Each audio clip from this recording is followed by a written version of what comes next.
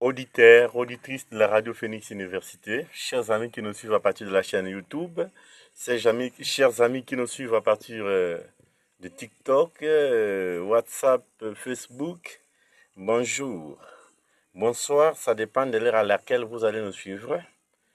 C'est l'heure de votre émission Ma Culture, une émission qui est présentée toujours chaque fois par Christophe Epandou.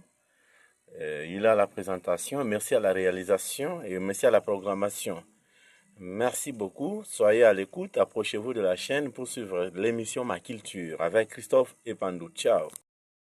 Vous venez de l'entendre aujourd'hui, nous sommes là pour vous parler de la politique traditionnelle. Dans l'émission Ma Culture aujourd'hui, nous vous parlerons de la politique traditionnelle. Nous devons connaître quelle est la définition de la politique traditionnelle et quels sont les piliers de la politique traditionnelle. Avant de commencer tout cela, commençons par la définition du terme politique traditionnelle. On nous dit ceci que la politique traditionnelle est l'ensemble des règles, et l'ensemble des pratiques, et l'ensemble des modes d'organisation du pouvoir qui existent dans une société selon les coutumes et selon les traditions héritées des ancêtres. Nous disons ceci que la politique traditionnelle est l'ensemble des règles, des pratiques, des modes d'organisation du pouvoir qui existent dans une société selon les coutumes et les traditions héritées des ancêtres. Je dis bien les traditions héritées de quoi? Des ancêtres. Voilà ce qu'on appellera la politique traditionnelle. Dans la politique traditionnelle, s'il vous plaît, dans une société traditionnelle,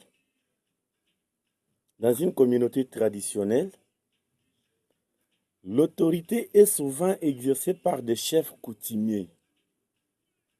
Dans une société traditionnelle, l'autorité est souvent exercée par les chefs coutumiers, les rois, par exemple, les chefs de clan, ou soit les conseils des anciens. Je me répète, dans la société traditionnelle, l'autorité est souvent exercée par les chefs coutumiers, des rois, des chefs de clan ou des conseils des anciens.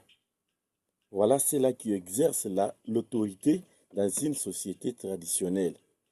On peut vous poser une question de savoir. On peut demander, nous sommes là pour vous éclaircir qui sont appelés à diriger dans une société traditionnelle. Nous avons cité les chefs coutumiers, les rois, les chefs des clans ou des conseils des anciens.